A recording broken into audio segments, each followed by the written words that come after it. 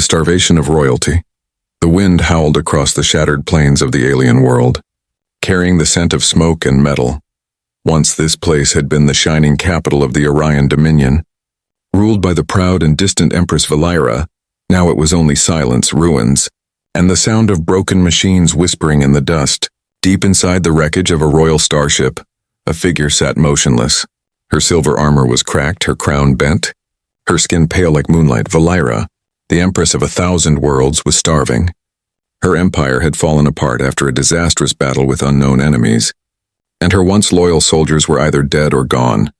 No ships answered her calls, no servants came with food or medicine. She had always been surrounded by luxury, but now she had only cold walls and empty corridors. Days passed without a single bite to eat. She tried to ration the small nutrient capsules left in her command room, but they ran out quickly. Her stomach ached.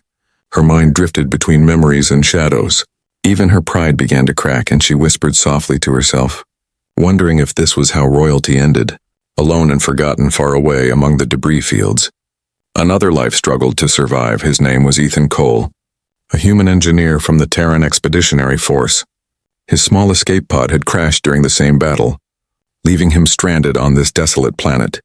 Ethan's days were spent scavenging for power cells, metal scraps, and anything that could help him stay alive. He had no idea that a living legend, the Empress herself, was not far from him, starving in the darkness one gray morning. While searching for shelter, Ethan heard a strange sound. It was faint, almost like a cry or a whisper. He froze, his instincts telling him to stay hidden, because this world was full of danger.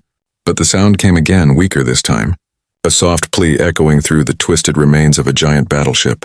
He followed it carefully, step by step, holding a small torch in one hand and a piece of metal in the other. The corridors were blackened with burn marks, and the smell of ozone and death filled the air. When he reached the inner chamber, he stopped, unable to believe what he saw. A tall alien woman lay against a shattered control chair, her armor glowing faintly under the flickering lights. Her eyes were closed, her breathing shallow, and her hands trembled slightly. For a moment, Ethan thought she was dead, but then she opened her eyes, two radiant orbs of violet light staring straight at him. They looked at each other, both silent, both afraid. Ethan realized she wasn't just any alien. Her royal sigils were carved into her armor, markings he had seen in warning briefings. She was the Empress of the Orion Dominion, the ruler of the army that had once fought humanity. His first thought was to run, but something inside him stopped him. Her eyes didn't hold anger or power anymore, only hunger and exhaustion. Without thinking much, he reached into his pocket and pulled out his last meal, a small protein ration bar, dry but edible. He looked at it for a long moment, knowing it was the only food he had left. Then, slowly, he broke it in half and placed one piece on the ground near her hand. The Empress stared at it, confused, her pride fighting against her need. No one had ever offered her food before, not even her closest generals. Finally, her trembling fingers picked up the small piece. She sniffed it, uncertain, then took a cautious bite. The taste was strange to her tongue, but she swallowed it anyway. Ethan sat quietly across the room. Watching her, he didn't speak, and she didn't thank him. But something silent passed between them. In that ruined ship, surrounded by death and dust, two enemies shared a simple meal. For the Empress, it was more than food. It was the first act of kindness she had seen in her entire life. When she finished eating, she looked at him again, her voice weak but calm. "Why?" she whispered. "Would a human feed me?" Ethan shrugged, his voice rough from dryness. "Because you looked hungry," he said simply. The Empress blinked, unsure how to respond to such words. Her kind ruled through fear, through obedience, through power. But this human spoke like he didn't care who she was, only that she was alive that night. A small fire burned in the chamber. Ethan stayed on one side, the Empress on the other, both too tired to talk. The storm outside rattled the metal walls, but inside there was a fragile calm. Valira felt warmth spreading in her heart, something she had not known in years. Comfort.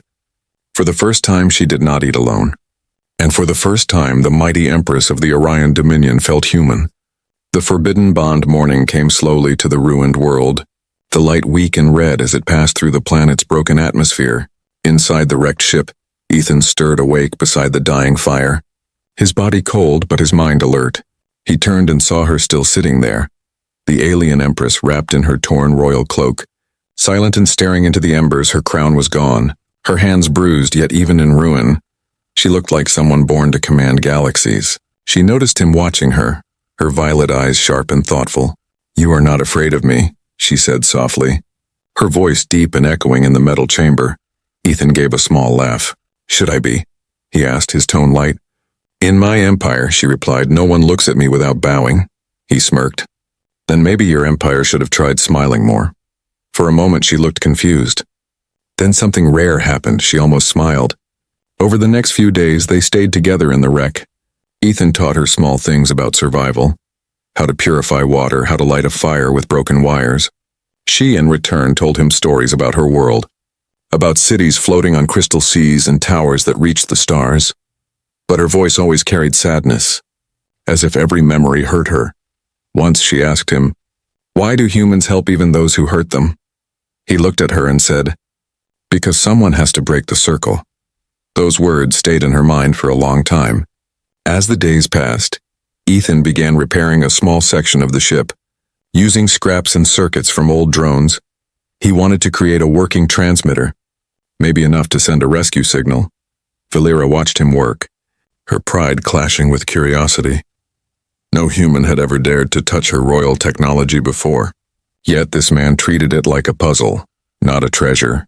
Sometimes, she would hand him a tool or guide him through alien systems. Their hands would brush and both would pull away quickly, pretending nothing had happened.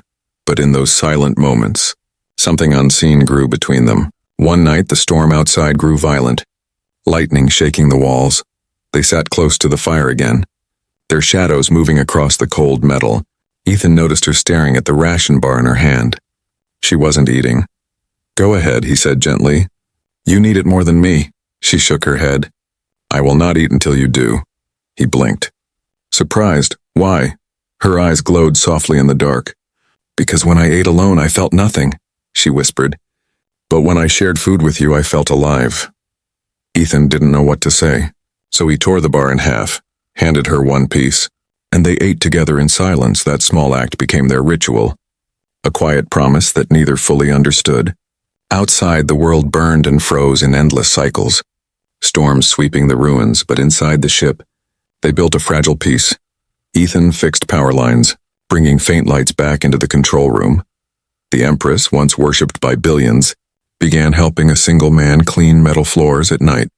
She listened to him talk about Earth, about blue skies, oceans and forests. She tried to imagine them but could not, so she asked him to describe the taste of rain.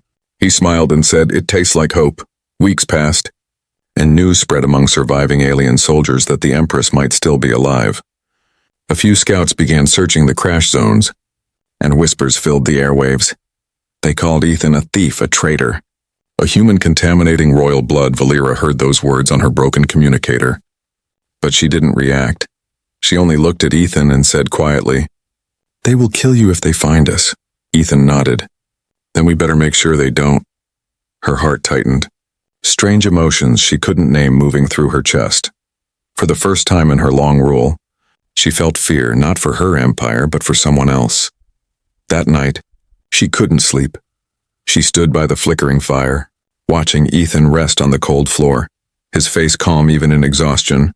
Her empire had once called humans primitive, dangerous, emotional creatures, but now she understood that it was emotion that gave them strength. She realized that his kindness was not weakness. It was power, the kind of power that could change galaxies. When dawn came, she walked to the corner where the last of their food was kept. She placed her hand over the ration box and whispered a silent vow. "I will not let him die for me," she said to herself. And for the first time since the fall of her throne, the Empress felt something new, a reason to live. As the red sun rose over the broken world, two unlikely souls sat together, a human engineer and an alien Empress. Enemies by birth, companions by fate. In the quiet ruin, they shared the same warmth, the same breath, the same fragile hope. And as she looked at him, the proud ruler of a fallen empire finally understood what it meant to be human. The discovery, the cold wind scraped across the ruins like a whisper of ghosts, carrying voices of machines that no longer worked. Ethan stood on the hull of the fallen ship, staring at the horizon, the sky above tinted with violet clouds. He had built a makeshift antenna using broken metal rods, old wiring, and pieces of alien circuitry. Every day he climbed to the highest point, checking for any signal, any sound, any proof that they weren't alone. But the only reply he got was static, endless and cruel.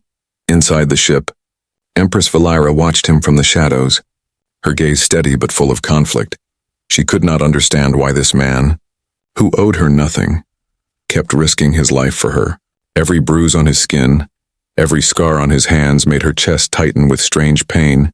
She had ruled an empire of steel and fear, but this one human made her feel powerless, and she hated that she didn't want that feeling to end.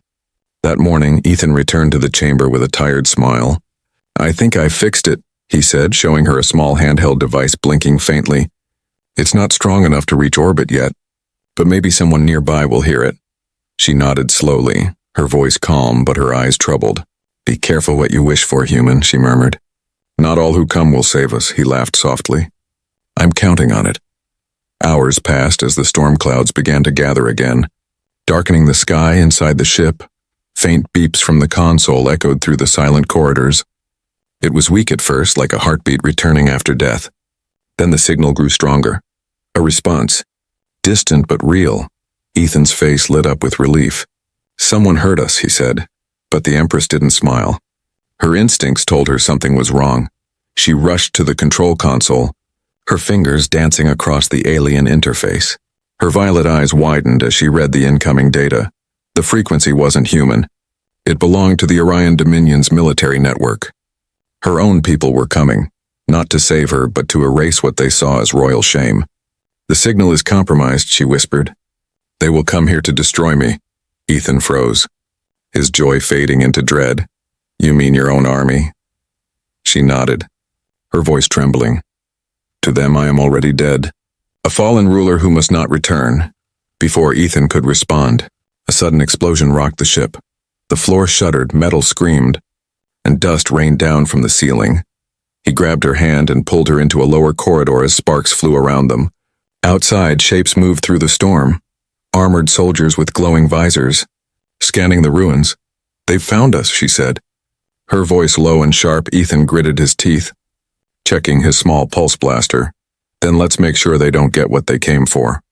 The corridors echoed with footsteps, alien voices calling her name with robotic coldness. "By order of the Regent, surrender yourself."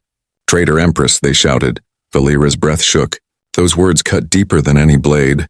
Ethan glanced at her and whispered, "You trust me." Her lips parted, but no words came. Only a small nod. He smiled faintly. "Then follow my lead." They moved through the maintenance tunnels, Ethan's small light guiding the way. Behind them, the soldiers tore through walls, their scanners locking onto their heat signatures. Ethan reached the generator room and started connecting power cells. "What are you doing?" she asked. "Buying us time," he said, pulling two wires together.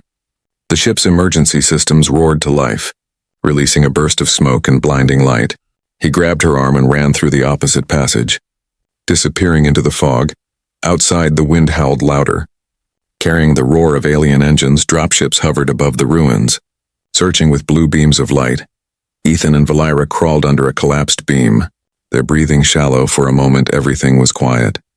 Then a soldier's shadow appeared above them. Ethan held his breath, clutching the small blaster.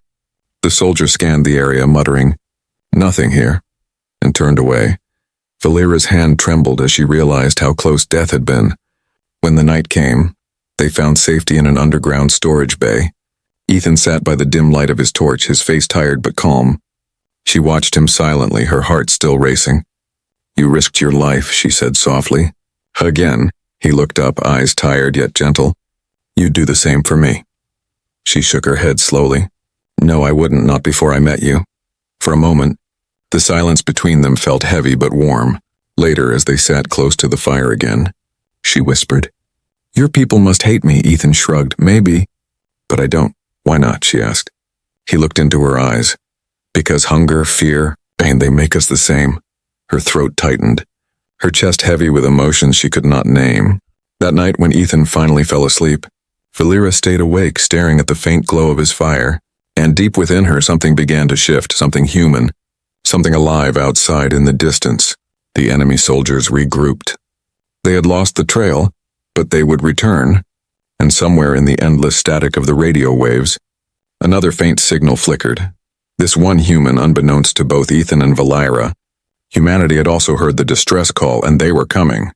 The night burned softly under two moons, one human, one alien, and destiny began to weave a thread neither of them could ever break. The Emperor's shadow. The red morning rose like fire over the broken world. Ethan stood on the ridge, staring at the sky where thin trails of smoke curved like claws. He knew what it meant. More ships were coming, and not all of them were friendly. Behind him, inside the half-buried wreck, Valera listened to the faint hum of her royal communicator. The sound chilled her blood, because the signal carried a voice she had hoped never to hear again. "Valera," the voice said low and cold. "Your reign ended when the throne burned." She closed her eyes, the weight of memory pressing down like a stone. It was Lord Careth, her cousin, the man who had sworn loyalty but had led the coup that destroyed her fleet. He was the new ruler now, the self-proclaimed regent of the Dominion, and if he found her alive, he would finish what he started. Ethan noticed her trembling hands. "Who is it?" he asked quietly. Her answer came like a whisper. "The shadow of my blood." He didn't understand. Not fully, but the look in her eyes told him enough. Someone powerful, someone dangerous was hunting her. He checked his weapon. Though it looked useless against armies and ships, still he smiled a little. "Then we better make sure the shadow never reaches you." For hours they worked, connecting power coils, scavenging energy cells. Ethan planned to boost the transmitter again, this time to call the human fleet. Valera hesitated, torn between pride and fear. "If your people come," she said, "they will destroy everything alien on sight." He nodded. "Maybe, but they won't destroy Mercy." Her gaze softened. "You speak like a leader." He laughed. "I'm just an engineer who hates seeing people starve." But she knew there was more to him than that. By afternoon, the storms cleared and the air shimmered with heat. From the distance came the rumble of engines, deep and rhythmic.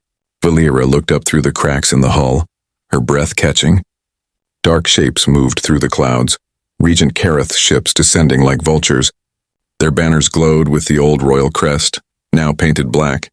"They are here," she said, her voice flat. "And they will not stop until I am ashes." Ethan felt his pulse quicken. "Then we make them earn it." The first bombardment shook the ground. Dust poured from the ceiling. Panels fell. Alarms screamed weakly through the halls. Ethan grabbed her arm and pulled her toward the engine bay. He had rigged part of the ship as a distraction. If he could overload the reactors, it might mask their escape. Valera followed, her body weak but her will burning again. Every step reminded her that the man beside her, a simple human, refused to bow before fear, and that courage was something her empire had never taught her. When the second blast hit, the ship cracked open, sunlight pouring through twisted steel. They ran into the open desert, chased by soldiers in black armor. Ethan fired short bursts from his blaster, hitting the sand near their feet to kick up smoke. They dove behind a wrecked pod, breathing hard. "I can't outrun them," he said between gasps. Valera looked at him, then at the soldiers, and suddenly she stood tall, her royal bearing returning like lightning. "No," she said firmly, "but I can make them kneel." She stepped out from behind the wreck, her voice rising with command. "Stand down," she shouted in her native tongue, her tone sharp and regal. The soldiers froze, their armor scanners flickering as they recognized her biological signature. Their weapons lowered for a moment, confusion spreading through the ranks. Then a cold mechanical voice echoed from their comms. "Target confirmed, eliminate immediately." The soldiers hesitated, but Careth's order was absolute. Valera's heart twisted. Her own people now treated her like a virus. Ethan grabbed her wrist, pulling her back just as a beam scorched the ground beside them. They ran again, the noise of engines chasing them like thunder. At the edge of the cliffs, Ethan stopped and turned. He connected 2 wires from his pack, then hurled a small energy core toward the soldiers. The explosion lit up the dusk, throwing sand and heat into the sky. They fell together behind a dune, coughing, alive but shaken when the fire faded. Valera looked at him with awe. "You could have escaped alone," she said, her voice barely a whisper. He met her gaze. "And leave you?" Not a chance, her lips trembled. Not from fear this time, but from something deeper. For a brief second, the proud empress felt something she had never known in all her rule. Trust. As night fell, they found shelter inside a half-buried observatory dome. Through the broken glass, stars glimmered above. Valira lay silently, staring at those stars, the same ones she once ruled over. "They are still beautiful," she said softly. "Even after all the wars." Ethan looked up too, his voice gentle. "Maybe they stay beautiful so we remember what peace should look like." She turned her head toward him, her eyes warm and tired. "You are a strange human." "Ethan Cole," she whispered. He smiled faintly. "You're not so terrible yourself, Your Majesty." Outside, Kareth's fleet began to descend, searching every ruin with fire and light. Above the clouds, another fleet had entered the system. Human ships. Drawn by Ethan's signal, two empires were about to meet over a dead world. And in the middle of it, hidden under shattered glass and sand, a human and an alien empress waited side by side. Their fate was sealed, their bond unspoken, and their story far from over. The betrayal in orbit. The night sky burned with streaks of light as ships broke through the clouds. Ethan stood on the ridge, the wind tearing through his torn jacket, watching the heavens come alive. On one side, sleek black vessels of the Orion Dominion Regent, their engines red like fire. On the other, silver-gray human cruisers, cutting through the darkness with quiet precision. The world below trembled, caught between two powers ready for war. Inside the old observatory dome, Empress Valira listened to the hum of her communicator. The regent's voice filled the air again, cold and certain. "You have shamed our blood long enough," he said. "Your reign ends tonight." Her eyes flickered, sadness replacing fury. "He is my blood. Yet he speaks like a stranger," she whispered. Ethan turned toward her. "He won't stop until he gets what he wants." She nodded slowly. "He wants the throne, but he also wants me gone forever." Above them, the first human missiles streaked across the sky. The Dominion ships answered with plasma fire. Turning clouds into firestorms, the two fleets clashed in orbit. Thunder echoing even through the thin atmosphere. Valira clenched her fists. "They will destroy this planet." Ethan grabbed his pack. "Then we end it before they do." They ran through the dunes toward the old Royal Command bunker buried in the ground. Inside, the air was thick with dust, lights flickering faintly. Ethan began connecting power cables to the remaining generator core. "If I can override the Dominion signal," he said, "I can send a false command. Make them think the Empress is already dead." Valira hesitated. "They will trace it to you." He smiled. "Then they'll chase a ghost instead of us." The console came alive, lights pulsing in rhythm with his heartbeat. Valira stepped closer, her reflection glowing in the metal. "You don't have to do this," she said softly. "Your people are up there too, fighting their own war." He looked up, eyes steady. "Maybe this is how I fight mine." For a moment, neither spoke. The only sound the low hum of the generator, then a sharp beep cut through the silence. The signal was active, broadcasting across the spectrum. Above, the Dominion ships paused, confused by the sudden royal code. Kareth's voice roared across the channel. "Find the source now." Within seconds, dropships broke formation. Racing toward the surface, Ethan worked faster, sweat running down his face. Valira placed her hand over his to steady him, their fingers touching through sparks and static. Her eyes softened. "You are a foolish human," she whispered, "but perhaps the only one I can trust." He grinned faintly. "I'll take that as a compliment." Suddenly, the entire bunker shook. The ceiling cracked, sand pouring in like rain. A Dominion dropship had landed nearby, its engines screaming. Valira turned to Ethan. "They've found us." He nodded once, then pulled a small data chip from the console. "This holds the override command," he said. "If you upload it to their main system, they'll stand down." He pressed it into her palm, his voice low and firm. "You have to go." She stared at him. "And you?" He smiled sadly. "I'll keep them busy." Before she could argue, explosions ripped through the entrance. Metal doors blew open and soldiers poured in. Ethan raised his blaster, firing toward the shadows, his voice rough. "Go, Valira." She ran, clutching the chip, her cloak trailing behind her like a dying flame.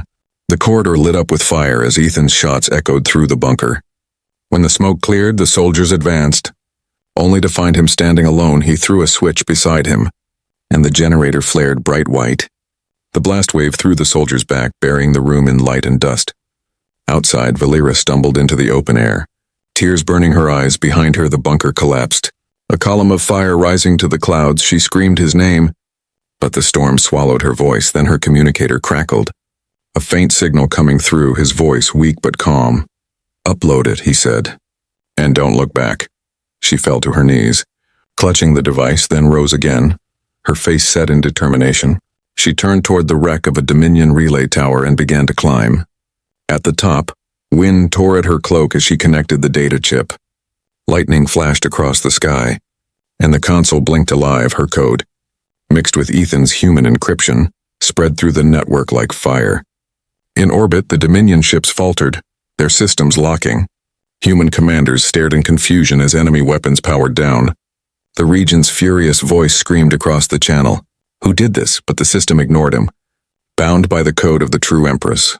As her signal spread, the human fleet halted their attack above the burning world. Silence fell for the first time in days. The Dominion ships turned away slowly.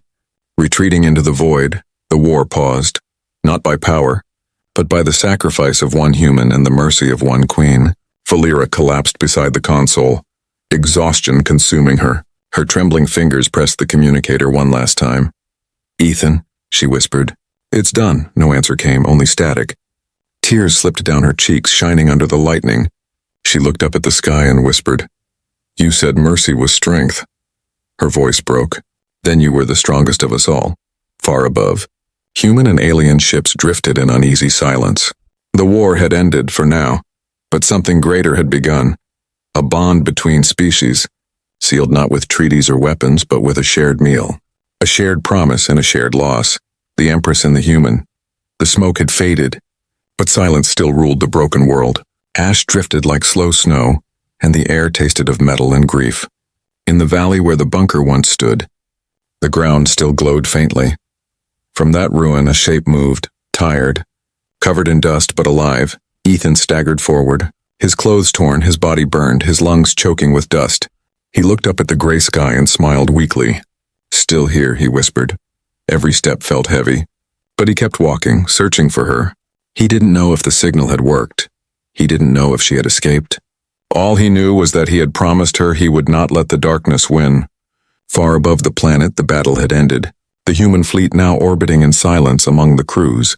Whispers spread of a strange signal that had stopped both sides, commanders argued, some calling it a miracle, others a trick. No one realized the code came from two hearts beating in the same rhythm. One human, one alien. Valera awoke inside a crashed escape pod miles away. Her body weak, her head throbbing, the console beside her still sparking. For a moment she didn't remember where she was. Then memory hit her like lightning. Ethan, the explosion, the climb, the code. She sat up, gasping. "Ethan!" Her voice broke on the name. She pushed open the hatch and stumbled into the sandstorm, her eyes scanning the horizon. The wind carried no answer, only echoes of war. For hours she walked. Her royal armor cracked, her cloak torn. Every few steps she called out his name, the sound lost in the endless wind. When her strength began to fail, she fell to her knees. Her hand gripped the small communicator he had modified. It flickered weakly, almost dead. But then a sound, faint and broken. "Valera, you made it work." Her heart leapt, tears mixing with the dust. "Ethan, where are you?" "By the old ridge," the voice whispered, fading. "Can't see the stars anymore." She rose again, forcing her tired legs to move. The storm bit her skin, but she didn't care. She followed the faint beacon signal through the cracked valleys and glowing rocks.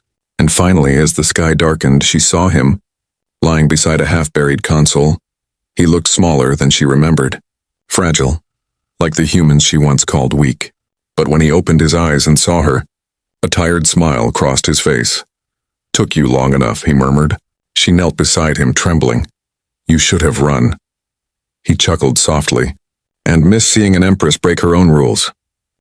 She pressed her hand to his chest, feeling the slow beat of his heart. "You saved them all," she said. "You saved 2 worlds." He shook his head faintly. "No, we did." Then his gaze drifted toward the horizon where the first rays of dawn touched the wreckage.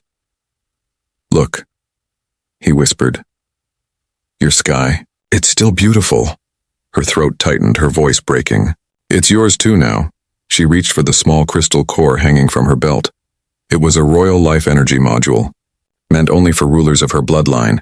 It could heal mortal wounds. but it would drain her strength forever without hesitation. She placed it on his chest and activated it. Light spread through his body, golden and warm. Pain flashed across her face as her own glow dimmed. He gasped, life rushing back into his lungs. When he opened his eyes again, she was slumped against him, her breathing shallow. "Valera," he whispered, holding her close. "What did you do?" She smiled weakly. "I traded power for life. It seems fair." He shook his head, tears falling silently. "You didn't have to." Her fingers brushed his cheek. "You once gave your food to a dying queen," she said softly. "Now I give my life to the human who taught me how to live." Her voice faded, her eyelids fluttering closed. "Stay," he whispered, gripping her hand. "Please stay." Her lips curved into the faintest smile. "I will, as long as you remember me." As the sun rose higher, human rescue teams finally reached the crash site. They found Ethan sitting beside her, holding her in his arms. When they tried to take her away, he refused. "She's not my enemy," he said quietly. "She's the reason we're all still here." The commander hesitated, then bowed his head. Word spread quickly. A human had saved the alien Empress. And the Empress had saved the human for the first time in centuries. Soldiers of two species stood together without firing a shot. Later, aboard the human medical ship, Ethan sat beside her bed. Machines hummed softly, her body recovering slowly under the care of both human and alien medics. He held her hand and whispered stories of Earth, of oceans, forests, laughter, and rain that tasted like hope. Her eyes stayed closed, but every time he spoke, her fingers moved slightly, as if her heart could still hear him through the silence. Outside the window, stars drifted by, endless and calm. Two fleets, once enemies, now floated together in peace. And somewhere in that vastness, a new alliance was being born. Not through weapons, but through kindness, sacrifice, and trust. In the logbook of the rescue ship, someone wrote a single line. "Where mercy met courage, the galaxy changed forever." The queen who waits weeks passed, and the fires of war turned into quiet embers. The world that had once been a battlefield was now calm, silent, and still. Human engineers and alien workers walked side by side across the ruins, repairing the land where blood had fallen, planting new seeds of peace. Inside the orbiting Alliance station above the planet, Ethan Cole stood by the wide observation window. His reflection looked older, marked by scars and sleepless nights beyond the glass. Stars shimmered like promises waiting to be kept. He touched the small silver emblem on his chest, the new symbol of unity between Earth and the Orion Dominion. It was called the Pact of Dawn, signed not with weapons, but with sacrifice. Behind him, the medical doors opened with a soft hiss. The air shimmered faintly as Empress Valera stepped into the room. Her body was weak, but her eyes were alive again. Glowing gently like twin suns, a thin line of silver marked her wrist, the place where her life energy had been shared with him. When Ethan turned, he froze for a moment, then smiled. "You should be resting," he said quietly. She tilted her head, her voice soft but commanding. "An empress does not rest when her people begin to hope again." They stood together by the window, watching the ships of both species drifting in harmony. Below, the once dead planet was slowly coming back to life. Valera's voice broke the silence. "They call this new city Haven." Ethan nodded. "Seems fitting." She looked at him, her tone thoughtful. "In my language, Haven means heart." He smiled. "Then I guess humanity finally found a place inside yours." Her eyes softened, and she looked down, remembering everything, the ration bar, the bunker, the storm, the moment she almost lost him. "You gave me more than food, Ethan," she whispered. "You gave me a reason to live differently." He shook his head. "You gave me something too, Valera." "What?" she asked gently. He looked at her with quiet respect. "You showed me that even a queen can learn to be human." Outside the station, two flags now hung side by side, one blue and white, one violet and silver. Every ship that passed paused to blink its lights twice. A silent salute to the story that had united them. The story of a man who shared his meal, and a queen who refused to eat without him. Later that day, a great ceremony filled the grand hall of the station. Humans and aliens stood together, their languages mixing into a single voice of peace. At the center stood Empress Valera, dressed not in armor but in simple royal robes. Her voice echoed across the hall, calm yet full of feeling.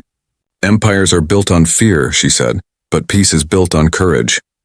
Her gaze turned to Ethan, standing quietly near the crowd. This man, she continued, taught me that the smallest act of kindness can heal entire worlds. The hall erupted in applause, not loud or wild, but warm and real. Valira smiled faintly, bowing her head. When the ceremony ended, she walked to Ethan and whispered, "Now you will finally dine with an empress before all the stars." He laughed softly. "As long as it's not military rations again," she chuckled. "The sound light and human. We shall see." That night, under the glow of the galactic horizon, a simple table was set in the station's garden dome. There were no guards, no servants, only the two of them and a single candle burning between them. The meal was humble, bread, fruits, and warm tea. Valira lifted her cup and said softly, "I still cannot eat without you." "You know," Ethan smiled, raising his cup. "Then I guess I'll never eat alone either." They ate slowly, laughing quietly as they watched the stars move across the glass ceiling. Outside, the galaxy continued spinning, vast and endless, but somehow gentler. Peace had finally begun to bloom from the ashes of war. Years later, stories of their bond spread across systems. Children on alien worlds spoke of the human who fed the queen, and children on Earth spoke of the alien empress who waited for a friend. No one knew every detail, but everyone knew the lesson. That mercy could be mightier than any weapon. In her later years, Valira ruled not with fear, but with compassion. Every meal in her palace began the same way. One empty chair placed beside her. She called it the seat of humanity, and none dared question it. When ambassadors asked why, she only smiled and said, "Because I wait for him."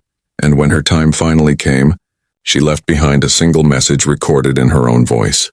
"To all who find this," she said, her tone soft as starlight, "remember that kindness is never weakness. It is the one thing that even time cannot conquer." Far away on Earth, in a quiet coastal village, an old man named Ethan looked up at the sky one evening. He saw a streak of violet light pass across the heavens. Like a star falling home, he smiled, whispering softly, "Still waiting for me, aren't you?"